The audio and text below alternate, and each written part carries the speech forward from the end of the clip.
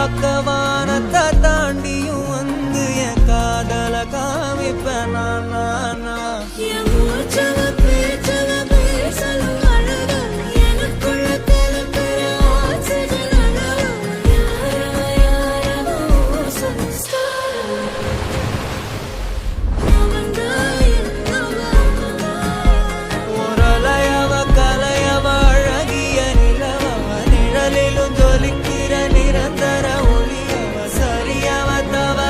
சிரிக்கிற சிரிப்புக்கு அவதான் காரணம்.